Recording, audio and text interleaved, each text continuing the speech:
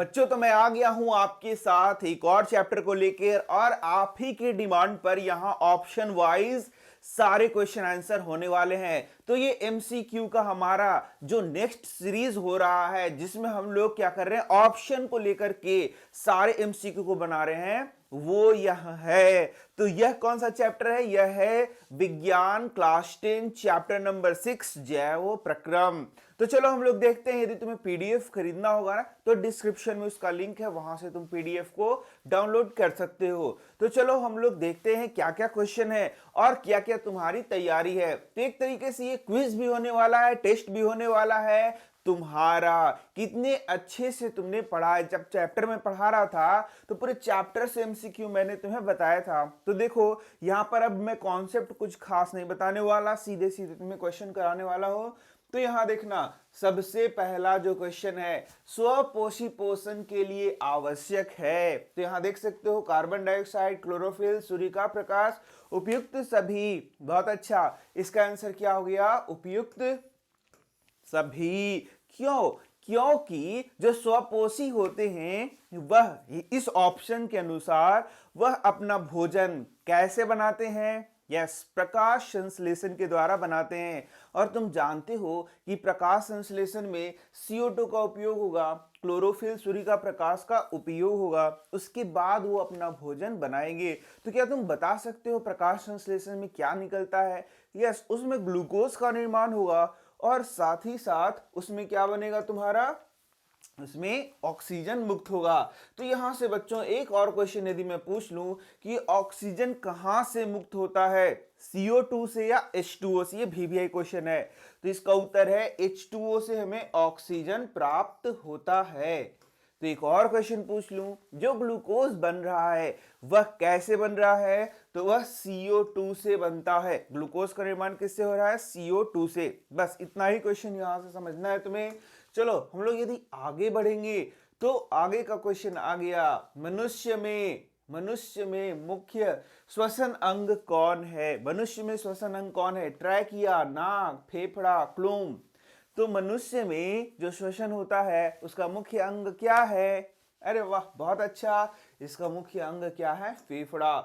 हम लोग श्वास किससे लेते हैं? फेफड़ा से। तो मेन अंग, मेन ऑर्गन क्या हो गया? फेफड़ा हो गया। तो ये जो क्लोम है, गलफड़ा है, ट्रैकिया है, ये मनुष्य में नहीं पाया जाएगा। इसके बाद देख सकते हो वाष्पोत्सर्जन के लिए उत्तरदायी अंग कौन है? वाष्पोत्सर्जन मैंने बताया था। तो सबसे पहला तो यहां यह क्वेश्चन होता है, वाष्पोत्सर्जन का मतलब क्या होता है? जो पेड़ पौधे बच्चों वे क्या करते हैं? अतिरिक्त पानी को शरीर से बाहर निकालते हैं। तो यहां पर तुम बताओ, पत्ती, तना, जड़ और फ्लोएम। तो इसका उत्तर है मुख्य अंग क्या है? पत्ती। जबकि तुम जानते हो कि तना के द्वारा भी वाष्पोत्सर्जन होगा, लेकिन यहां पर मुख्य अंग पूछ रहा है। तो तना में लेंटिसेल्स पाए जाते हैं जहां पर से यहां पर क्या होगा? वाष्पोत्सर्जन होगा। लेकिन जो पत्ती है उसमें स्टोमेटा पाया जाएगा, रंध्र पाया जाएगा। और इसी रंध्र से क्या होगा बच्चा लोग? इसी रंध्र से वाष्पोत्सर्जन होगा। कोई दिक्कत नहीं है ना? ठीक है, चलो यहां पर अब आगे बढ़ते हैं। आगे यहां देख सकते हो भोजन का पाचन किस प्रकार की अभिक्रिया है? उपचयन, संयोजन, अपचयन या विस्थापन। जो भोजन पच रहा है वह किस प्रकार की अभिक्रिया है? तो बच्चों ये उपचयन है, ऑक्सीडेशन वाला अभिक्रिया है। प्रकाश संश्लेषण क्रिया में ऑक्सीजन बाहर निकलता है, यह मैंने अभी बता दिया। तो इसका आंसर तुम करना कि प्रकाश संश्लेषण में ऑक्सीजन किसके द्वारा बाहर निकलता है? CO2 के द्वारा, H2O के द्वारा। तो उसका आंसर खुद से बताओ। ये कण रक्त का थक्का बनाने में मदद करते हैं। तो तुम्हें तो पता होगा, बहुत अच्छा। ये क्या है? श्वेत रक्त कण। बहुत अच्छा बच्चों, बहुत अच्छा गलती किए हो, ये श्वेत रक्त कण नहीं है। तो कौन सा है? ये लाल रक्त कण है। बहुत बढ़िया, एकदम गलत, ये भी गलत है। तो उत्तर क्या है? ब्लड प्लेटलेट्स या पट्टिकाणु। ये देखो, ये क्वेश्चन एग्जाम में पूछता है, इसलिए इसको याद कर लो। अब यहां देखो, मनुष्य और अन्य मांसाहारी जीव निम्न में से किसका पाचन नहीं कर पाते। तो जो मांसाहारी जीव हैं, मनुष्य हैं, वह निम्न में से किसका पाचन नहीं कर पाते, प्रोटीन, सेलुलोज, वसा, इनमें सभी। तो यहां पर इसका उत्तर क्या हो जाएगा, सेलुलोज हो जाएगा। तो क्या बता सकते हो ये जो सेल्यूलोज है वो कहां पाया जाएगा। जी हाँ, बिल्कुल सही। ये जो प्लांट कोशिका है, इसका कोशिका भित्ति में, किसमें पाया जाता है, कोशिका भित्ति में पाया जाता है। ये मैंने बता दिया था तुम्हें कि जो प्लांट कोशिका का कोशिका भित्ति है, सेल वॉल है, वह सेलुलोज का बना होता है। तो क्या तुम बता सकते हो कि जो कवक होता है, फंजी होता है या फंजाई होता है, उसका जो सेल वॉल है वह किस चीज से बना रहता है, वह चीटिन नामक पदार्थ का बना रहता है। ठीक है। तो बैक्टीरिया में क्या सेल वॉल पाया जाता है, बिल्कुल, जो कि पेप्टिडोग्लाइकन का बना होता है। तो ये हो गया तुम्हारा आंसर। अब चलो हम लोग आगे बढ़ेंगे। तो आगे, पादप में भोजन का स्थानांतरण, भोजन का स्थानांतरण याद करो, जाइलम, फ्लोएम या दोनों। बहुत अच्छा, ये तो तुम्हें याद ही है कि फ्लोएम के द्वारा होता है।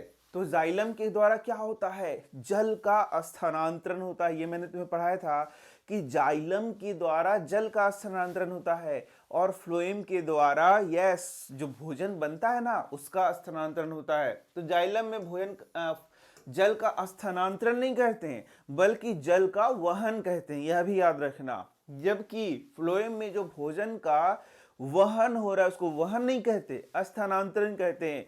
इंग्लिश में बोलते हैं ट्रांसलोकेशन ऑफ फूड। यस। अब नया क्वेश्चन यह मैं पूछ लूं क्या, तो जाइलम में जो जल का एक जगह से दूसरी जगह जा रहा है, तो जल कैसे जा रहा है, तो जड़ से ऊपर वाले भाग तक जा रहा है। तो वह कैसे जा रहा है, यस, वाष्पोत्सर्जन पुल, यानी कि वाष्पोत्सर्जन खिंचाव एक आएगा, उसके द्वारा तुम आंसर कर सकते हो। अब विषम पोषी जीव अपने पोषण के लिए प्रत्यक्ष या परोक्ष रूप में आश्रित रहते हैं। तो जो विषम पोषी हैं, विषम पोषी किसे कहते हैं, जो स्वयं से भोजन को नहीं बनाते हैं। तो वो प्रत्यक्ष रूप से या अप्रत्यक्ष रूप से किस पर आश्रित होते हैं। बहुत अच्छा, पेड़ पौधे पर, यानी कि स्वपोषी पर। अब यहां देख सकते हो कवक क्या होते हैं, तो कवक भी विषम पोषी होते हैं, यह याद रखना। शैवाल क्या होते हैं, शैवाल तो स्वपोषी स्वयं ही होते हैं, यानी इनको बोलते हैं अलगी, इनको बोलते हैं फंजाई। तो ये कवक जो हैं वह क्या करते हैं, कैसे भोजन को अवशोषित करते हैं, तो सड़ा गला के पदार्थों को, भोजन को अवशोषित करते हैं। तो कवक हैं, क्वेश्चन यहां से बनता है कि शरीर के बाहर चीजों को सड़ाते हैं या भीतर, या फिर बोलेंगे शरीर के बाहर जो पदार्थ उसको ब्रेक डाउन करते हैं, तोड़ते हैं, या भीतर। तो इसका उत्तर है वो शरीर के बाहर पदार्थों को तोड़ ताड़ देंगे और उसको अवशोषित कर लेंगे। ठीक है। अब चलो आगे बढ़ेंगे। तो प्रकृति में ऑक्सीजन का संतुलन कैसे बना रहता है, संयोजन क्रिया द्वारा, प्रकाश संश्लेषण, अपघटन, या इनमें से कोई नहीं। बहुत अच्छा, आंसर क्या है, प्रकाश संश्लेषण, क्योंकि उसी से क्या निकलता है, ऑक्सीजन। मनुष्य में वृक्क एक तंत्र का भाग है जो संबंधित है। तो वृक्क किसका भाग है, पोषण का, श्वसन का, उत्सर्जन का, परिवहन का। यस, बहुत अच्छे, ये किसका भाग है, उत्सर्जन का। तो उत्सर्जन किसे कहते हैं मैंने बताया था। तो हमारे शरीर में या जीवों के शरीर में जो नाइट्रोजन युक्त वर्ज्य पदार्थ बनते हैं उसे ही क्या कहते हैं, उसे ही कहते हैं उत्सर्जन।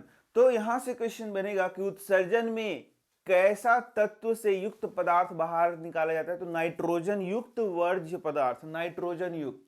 नया क्वेश्चन पूछ सकता है कि वे एक पदार्थ का नाम बताइए, तो यूरिया और यूरिक एसिड। ठीक है। इसके बाद पूछ सकता है कि जो हमारा वृक्क है उसका जो कार्यात्मक और रचनात्मक इकाई, रचनात्मक और कार्यात्मक इकाई है उसको क्या कहते हैं, तो उसको हम लोग वृक्काणु या नेफ्रॉन कहते हैं। नया क्वेश्चन पूछ सकता है कि जो मूत्र का निर्माण है वह कहाँ होता है, तो मूत्र का निर्माण वृक्काणु में होता है, या वृक्क बोलेगा तो वृक्क में होता है। ठीक है। देखा कितने सारे क्वेश्चन यहां से हो सकते हैं। अब प्रकाश संश्लेषण में ऑक्सीजन बाहर निकलता है, तो प्रकाश संश्लेषण में ऑक्सीजन किससे बाहर निकलता है? जल से, CO2 से, ग्लूकोज से या डिक्टियोसोम से? बहुत अच्छा, ये आंसर है जल से निकलता है, ये मैंने बताया भी था। कवक में पोषण की कौन सी विधि है? तो कवक में पोषण, कवक कैसे पोषण करता है मैंने अभी बताया। तो जीवों को सड़ा गला के, यहाँ देखना, तो उसको बोलते हैं मृत जीवी। क्या बोलते हैं? मृत जीवी पोषण। अब चलो आगे बढ़ते हैं। क्लोरोफिल वर्णक का रंग है, तो क्लोरोफिल वर्णक का रंग है हरा, और ये कहाँ पाया जाता है? तो क्लोरोप्लास्ट में पाया जाता है, ये बात याद रखना। अब आगे बढ़ेंगे, तो मानव में डायलिसिस थैली है, तो कौन है मानव में डायलिसिस थैली? अभी तो बता दिया, ये है तुम्हारा नेफ्रॉन। नेफ्रॉन को ही क्या बोलेंगे? डायलिसिस थैली। ठीक है, चलो आगे बढ़ते हम लोग, आगे बढ़ेंगे। तो नेफ्रॉन हो गया आंसर। आगे बढ़ेंगे, पायरुवेट के विखंडन से यह कार्बन डाइऑक्साइड, जल तथा ऊर्जा देता है, और यह क्रिया होती है। तो पायरुवेट से याद रखना, तो सबसे पहले ग्लूकोज से क्या बनता है? ग्लूकोज से क्या बनेगा? पायरुवेट। तो ग्लूकोज से पायरुवेट बनेगा, वह कहां बनता है? कोशिका द्रव्य में बनता है। और फिर जो पायरुवेट है उसका अलग अलग तरीका से वो टूटता है, वायु के उपस्थिति में, वायु के अनुपस्थिति में, और वायु के कमी में, तीनों तरीके से वह टूटता है। तो यदि यहां पर क्या बोल रहा है? कार्बन डाइऑक्साइड जल तथा ऊर्जा देता है, तो यह कहां होगा? तो माइटोकॉन्ड्रिया में होगा। यानी कि यहां पर ऑक्सीजन मिलेगा, और जो तुम्हारा पायरुवेट है, यानी कि पायरुविक एसिड, ये याद आ रहा है ना? कहां पढ़ा था? श्वसन में पढ़ा था हम लोगों ने।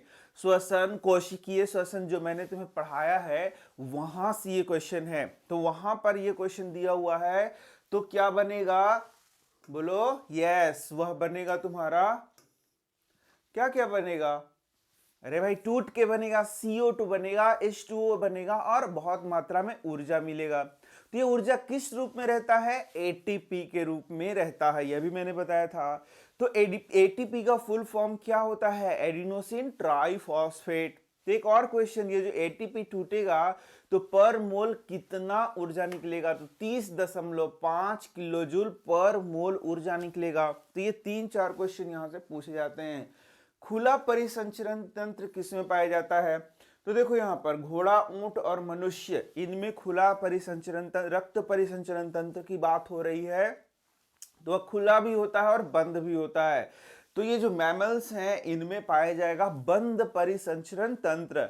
और यहां देख सकते हो कॉकरोच है, इसमें पाया जाएगा खुला परिसंचरण तंत्र। तो मुख्य रूप से ये मनुष्य के बारे में क्वेश्चन है कि मनुष्य में कैसा परिसंचरण तंत्र पाया जाता है? तो मनुष्य में बंद रक्त परिसंचरण तंत्र पाया जाता है, यही क्वेश्चन का आंसर है। चलो अब देखो, मनुष्य के वृक्क की रचनात्मक और क्रियात्मक इकाई किसे कहते हैं? ये मैं नहीं बताने वाला, जो मैं क्वेश्चन बता दे रहा हूं वे क्वेश्चंस को तुमको खुद से करना है। देखो पीछे मैंने बता दिया, अब आगे हम लोग इसको नहीं बताएंगे। रक्त का थक्का बनने में कौन सहायक होता है? रक्त पट्टिकाणु, प्लेटलेट्स, ठीक है ना। कूटपाद किसमें पाया जाता है? तो ये देखो यहां से क्वेश्चन आ गया, जैसे ये था बच्चों अमीबा। तो अमीबा भोजन को किससे ग्रहण करता है? कूटपाद से ग्रहण करता है। तो ये क्या करता है? भोजन को इस तरीके से ग्रहण कर लेगा और यहां पर एक चीज का निर्माण करेगा, जिसको तुमको बताना है वह क्या है। तो उसे हम लोग कहते हैं क्या बोलो? Food vacuole. क्या बोलेंगे? खाद्य रिक्तिका। क्या नाम हो जाएगा उसका? खाद्य रिक्तिका। तो इस तरीके से तुम वहां पर उसको याद कर सकते हो। अब चलो यहां देखना, मनुष्य के दांत की सबसे ऊपरी परत क्या है? तो बोलो डेंटाइन है, इनेमल है, मज्जा गुहा है और अस्थि है। तो यहां पर ये क्या होगा तुम्हारा? इनेमल, जो कि जानते हो कठोरतम होता है। इनेमल क्या होगा? दांत का ऊपरी सतह, जो कि क्या होगा? कठोरतम। ग्लूकोज कितने कार्बन से बना अणु है? तो ये क्या हो गया? 6 कार्बन परमाणुओं से बना हुआ है। डायलिसिस मशीन किस तरह कार्य करता है? तो कृत्रिम यकृत की तरह कार्य करता है। ये भी क्वेश्चन है, याद रखना। कृत्रिम यकृत की तरह कार्य करता है। अरे कृत्रिम वृक्क की तरह कार्य करता है, ठीक है, क्योंकि वृक्क में जिस तरीके से ब्लड को छान करके वहां से अशुद्धियों को निकाला जाता है, डायलिसिस में भी ठीक यही किया जाता है। तो यह वृक्क की तरह कार्य करता है। मनुष्य के आहार नाल की लंबाई कितनी होती है? तो लगभग 8 से 10 मीटर होती है, ठीक है, कहीं कहीं 9 मीटर भी लिखा रहेगा। पौधे में श्वसन किस भाग में होता है? तो पौधा में श्वसन कहाँ होगा? तो यहाँ देख सकते हो, जड़ में, तना में, पत्तियों में, प्रत्येक भाग में। तो अरे भाई, श्वसन मुख्य रूप से हम लोग कहाँ पढ़े हैं? कोशिकीय श्वसन हम लोगों ने पढ़ा है कोशिका में। तो जिन जिन भागों में कोशिका है वहां पर कोशिकीय श्वसन होगा, यानी जड़, तना जहां भी है वहां कोशिकीय श्वसन होगा। उच्च रक्तचाप की अवस्था को क्या कहते हैं? तो हाई ब्लड प्रेशर कहते हैं या हाइपरटेंशन कहते हैं, ठीक है, ये याद रखना। शरीर की सबसे बड़ी ग्रंथि कौन होती है? तो यकृत। हम लोग यहाँ पर बात कर रहे हैं किसका? हम लोग यहाँ पर बात कर रहे हैं तुम्हारा, ग्रंथियां दो प्रकार की होती हैं, एक होता है एक्सोक्राइन ग्लैंड और एक होता है एंडोक्राइन ग्लैंड, ठीक है। तो यहाँ पर हम लोग बात कर रहे हैं एक्सोक्राइन ग्लैंड की, उसमें यकृत क्या होता है? सबसे बड़ा होता है। यदि हम बात करें एंडोक्राइन ग्लैंड की तो उसमें थायराइड ग्लैंड सबसे बड़ा होता है। तो ये बात याद रखना। चलो आगे बढ़ते हैं। यूरिया का निर्माण होता है, तो यूरिया का निर्माण कहाँ होता है? यकृत में। ये तुम्हारे बुक में नहीं दिया हुआ है, लेकिन एक आध क्वेश्चन तो कोई दिक्कत नहीं है, उसको हम लोग याद कर सकते हैं। लाल रक्त कोशिकाओं का कब्रगाह एवं ब्लड बैंक निम्न में से किसे कहा जाता है? तो यह भी क्वेश्चन नहीं दिया हुआ है, यह है प्लीहा, याद कर सकते हो। छोटी आंत में भोजन के पाचन में निम्नलिखित में किस रस की भूमिका होती है? तो जब छोटी आंत में पाचन हो रहा होता है, तो यदि तुम्हें प्रोसेस याद हो रहा होगा तो काफी चीजें छोटी आंत में आती हैं। उसी में एक आता है तुम्हारा पित्तरस, ठीक है, दूसरा आता है अग्नाशी रस, तीसरा आंत का रस, यानी कि छोटी आंत में जो ग्रंथियां है वहां से भी रस आता है। तो क्या ये तीनों मिलकर भोजन पचाने में मदद करती है, सिर्फ एक का रोल होता है? तो इसका उत्तर है बच्चों, ये तीनों का रोल होता है, इसलिए आंसर क्या हो गया? इनमें से सभी। लेकिन यहां से तो कुछ क्वेश्चन बनता है। ये जो पित्त रस है ये क्या करता है? छोटी आंत का, जो जैसे कि छोटी आंत में भोजन कहां से है? अमाशय से। तो अमाशय से अम्लीय माध्यम होता है, तो जब अम्लीय माध्यम से होता हुआ आता है तो उसको क्या बना देता है? क्षारीय बना देता है। तो क्षारीय कौन बना देता है? पित्तरस। ये भी एक क्वेश्चन है जो कि एग्जाम में पूछा जाता है। फिर यह क्या करता है? तुम्हारा वसा के पाचन में मदद करता है। फिर एक क्वेश्चन और बनता है, यह वसा का क्या करता है? इमल्सीकरण करने में मदद करता है। फिर एक और क्वेश्चन आ सकता है कि वसा का पाचन कौन एंजाइम करता है? तो लाइपेज नामक एंजाइम करता है। फिर एक और क्वेश्चन आ सकता है कि वसा का पाचन जब होता है तो पूर्ण पाचन के बाद वसा से क्या क्या बनता है? तो क्या बनता है? यस, जो बनता है उसे नीचे लिखो, क्योंकि ये मैंने तुम्हें पढ़ाया है। तो देखो मैं बता देता हूं, जो जटिल कार्बोहाइड्रेट है उससे ग्लूकोज बनता है, प्रोटीन से एमिनो अम्ल बनता है, तो वसा से क्या बनता है? ये तुम्हारा टास्क हो गया, ठीक है। मैं देखना चाहता हूं कितने बच्चे कर पाते हैं। क्षुद्रांत का कार्य है, तो देखो जब मैंने इस चैप्टर से एमसीक्यू पढ़ाया था, तुम्हें याद होगा कि पूरा चैप्टर से एमसीक्यू मैंने बता दिया है तुम्हें, एक एक लाइन एक एक लाइन एक एक लाइन से। तो वहां तो ये सारे क्वेश्चन कराए हैं, देखना तुम।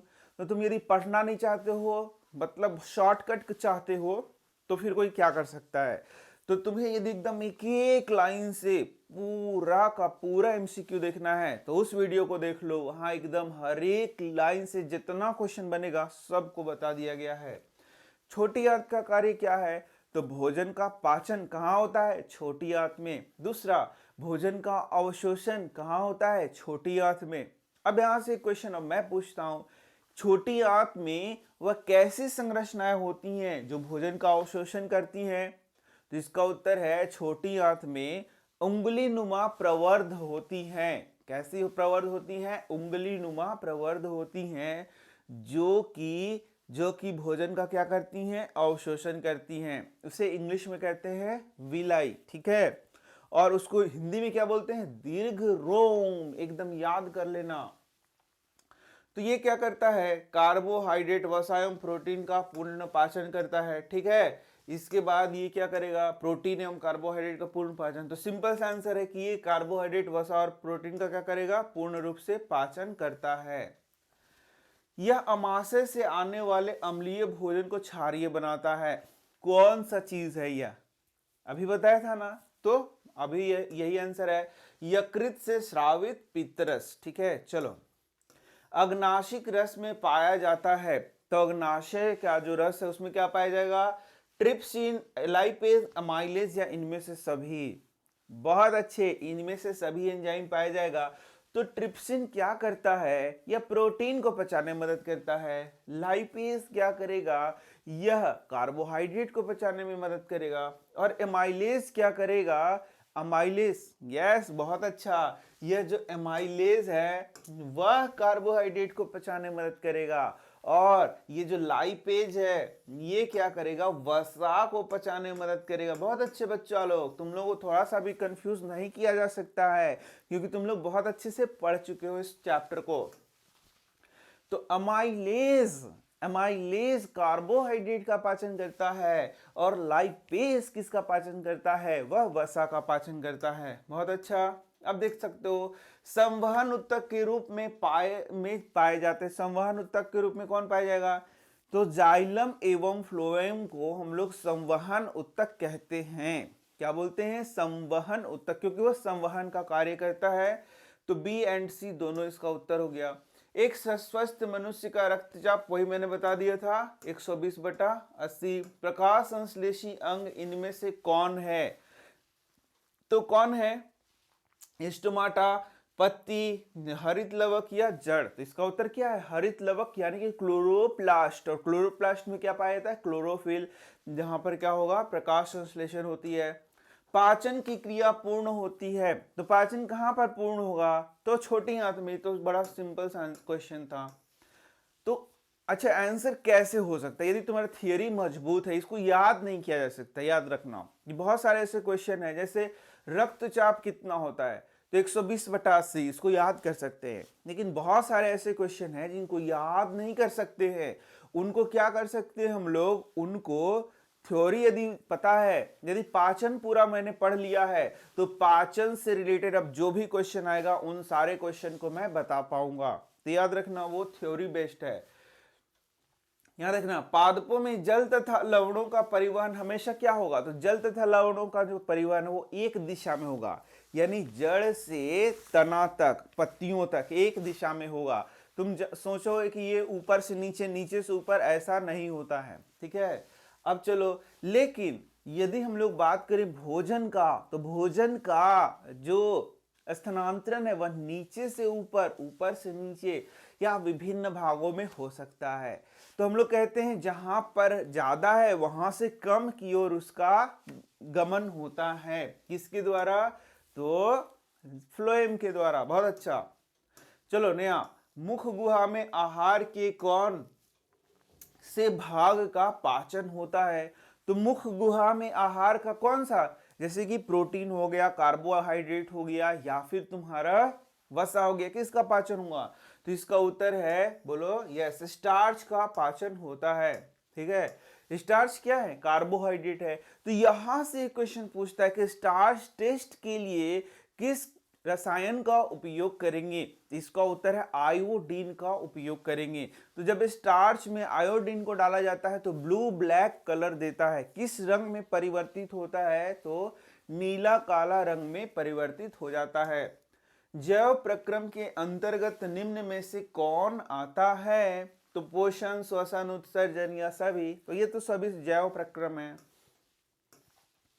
अमोनिया का यूरिया में परिवर्तित शरीर कहाँ होता है, तो यकृत में। ये क्वेश्चन है नहीं तुम्हारे बुक में, लेकिन मैंने लिख दिया है। भोज्य पदार्थ का परिवहन किसके द्वारा होता है, तो भोज्य पदार्थ का परिवहन जाइलम फ्लोएम, बताओ, मैंने पढ़ाया है अभी तुरंत। पर्णहरित का मुख्य कार्य क्या है, पर्णहरित का मुख्य कार्य क्या है, तो यहां पर देखोगे जो प्रकाश ऊर्जा है उसको क्या करता है, वह अवशोषित करता है। ठीक है, तो यही पर्णहरित का कार्य है, इसको याद कर लो।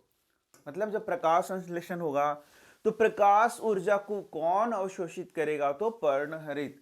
प्रकाश संश्लेषण का मुख्य उत्पाद निम्नांकित में से कौन है? तो पर्णहरित में क्लोरोफिल याद करना है तुम्हें, क्लोरोफिल याद कर लेना है, ठीक है। वही क्या करेगा तुम्हारा, उसको अवशोषित करेगा। प्रकाश संश्लेषण का मुख्य उत्पाद निम्नलिखित में से कौन है? तो मुख्य उत्पाद क्या है? ग्लूकोज, और उसके साथ में क्या बनता है? तो ऑक्सीजन बनता है। तो ये बात याद रखोगे कि मुख्य उत्पाद क्या है? ग्लूकोज, और उसी के साथ क्या मुक्त होता है? तो ऑक्सीजन।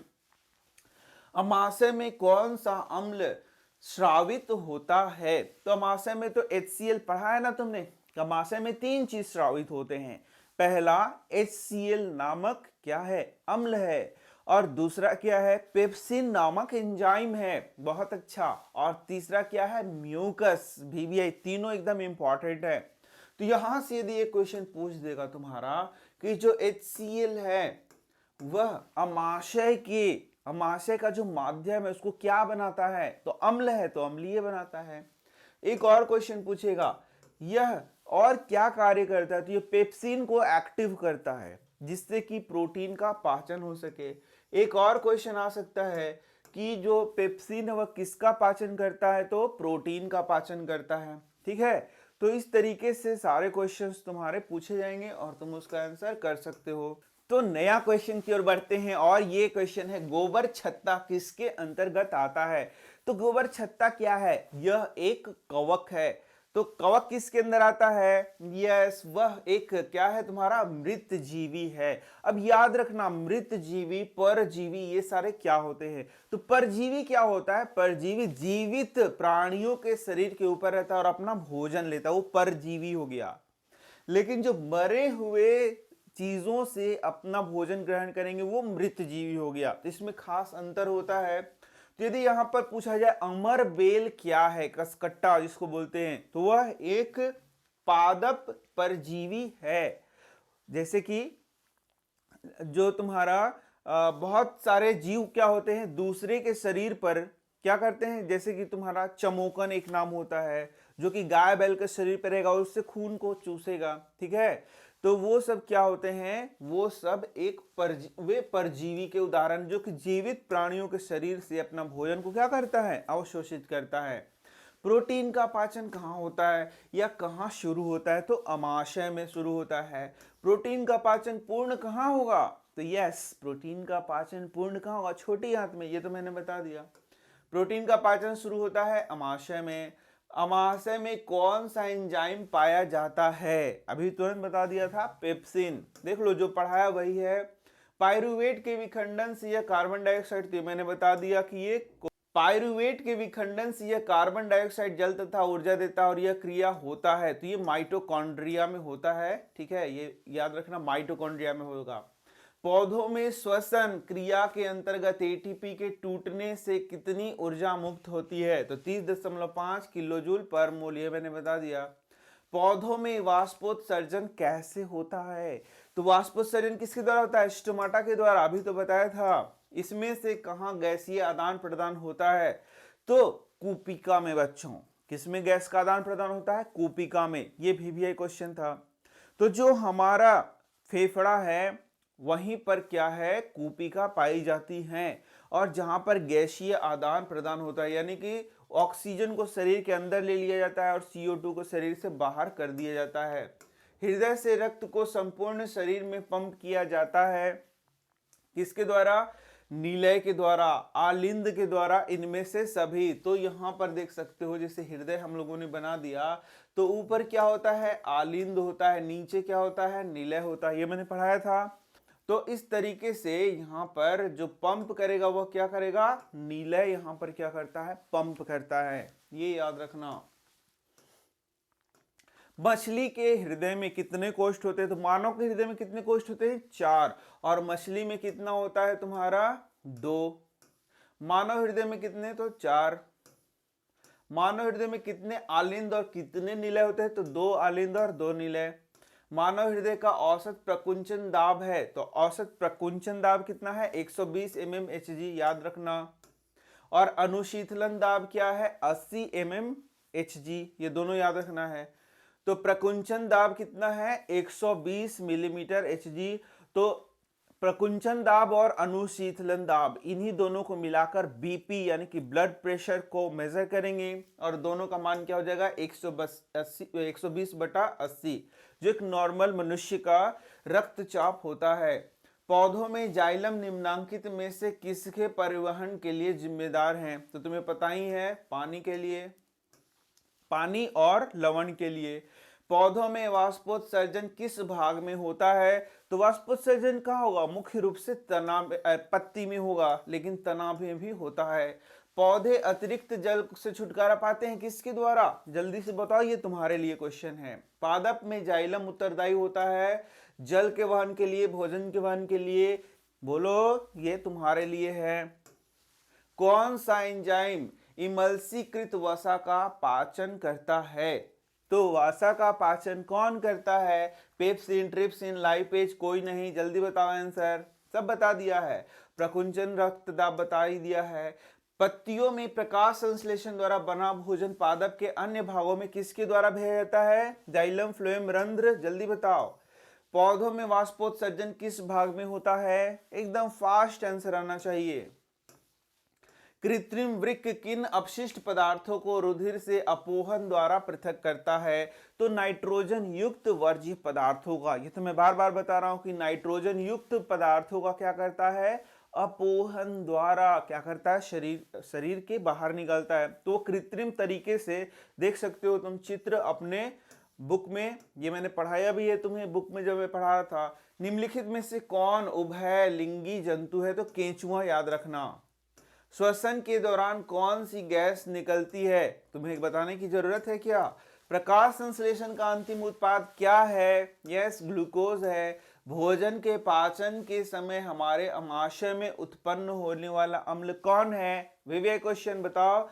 हाइड्रोक्लोरिक अम्ल, ऑक्जेलिक अम्ल, लैक्टिक अम्ल। बताओ आंसर तुम्हें देना है। सब बताया हुआ है। तुम बोलो इतना फास्ट क्यों भगा रहे हो सर? अरे फास्ट भगा नहीं रहा हूं, तुमसे क्वेश्चन पूछ रहा हूं क्योंकि ये सब बताया हुआ है। मनुष्य में वृक्क एक तंत्र का भाग है, जो कौन सा है? उत्सर्जन तंत्र, मैंने बता दिया है। मानव वृक्क किस प्रणाली का एक हिस्सा है? बताओ जल्दी से।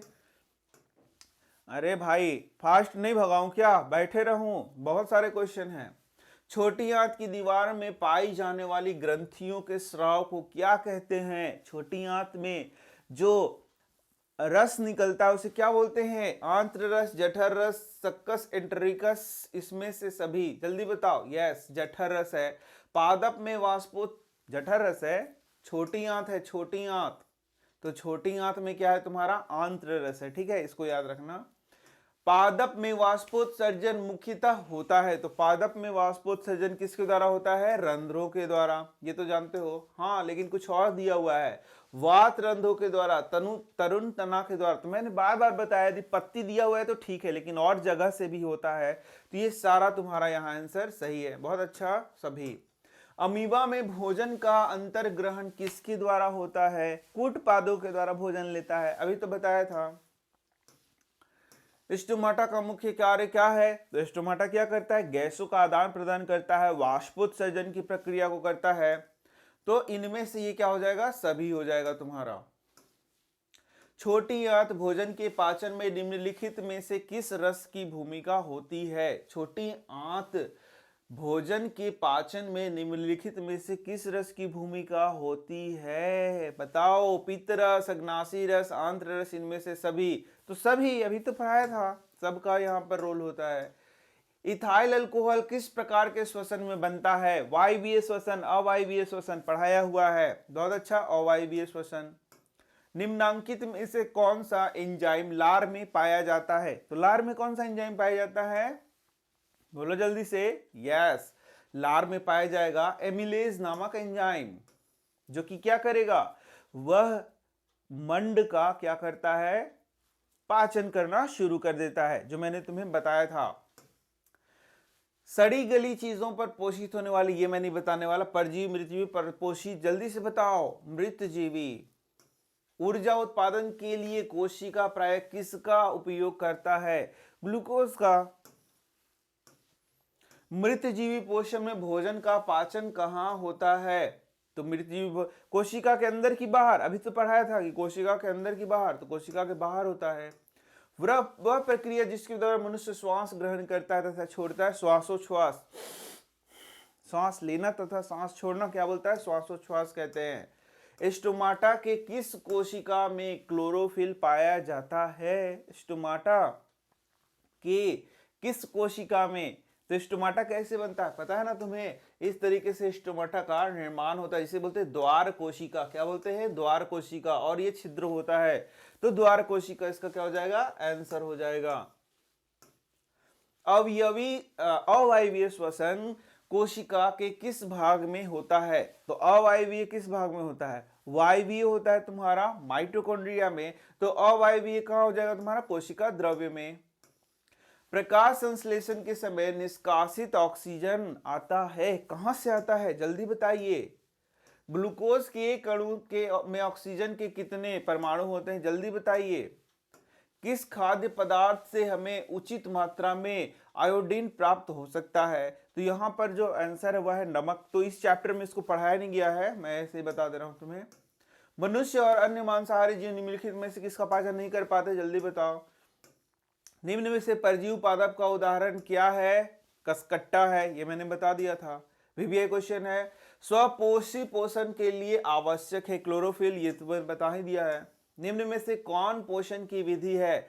स्वपोषण, श्वसन, परपोषण, ठीक है। और यहाँ पर डी क्या है तुम्हारा? ए एवं सी दोनों। तो ए और सी क्या है? पोषण की विधि है, श्वसन थोड़े ही है। तो देखा बच्चों, कितने सारे क्वेश्चन मैंने कराए और तुमसे करवाए। जल्दी जल्दी हम लोगों ने क्वेश्चन किया ताकि तुम्हारा समय बच सके, क्योंकि बहुत सारे क्वेश्चन तो तुम खुद ही जानते हो। मैं चाहता था कि सारे क्वेश्चन तुम खुद से ही करो, क्योंकि मैंने पहले इसे पढ़ाया भी है, लेकिन मैं बताते भी चला गया, तुम्हें आंसर भी बताते चला गया। तो मैं मिल रहा हूं तुमसे नेक्स्ट वीडियो में। लाइक कर दो, वीडियो को शेयर कर दो। यदि व्यू बढ़ेगा तो हम लोग और वीडियोस लाएंगे, व्यू नहीं बढ़ेगा तो वीडियोस लाने का कोई मतलब नहीं बनता है। तो फैन फॉलोइंग बढ़ते हैं तब मजा आता है पढ़ाने में। तो तुम्हें अच्छा लगता है या नहीं लगता, कमेंट बॉक्स में जरूर कमेंट करो, ताकि हमें पता चले कि और वीडियो बनाना चाहिए, नहीं बनाना चाहिए, क्या करना चाहिए, ठीक है। तो मैं मिल रहा हूं तुमसे नेक्स्ट वीडियो में। धन्यवाद।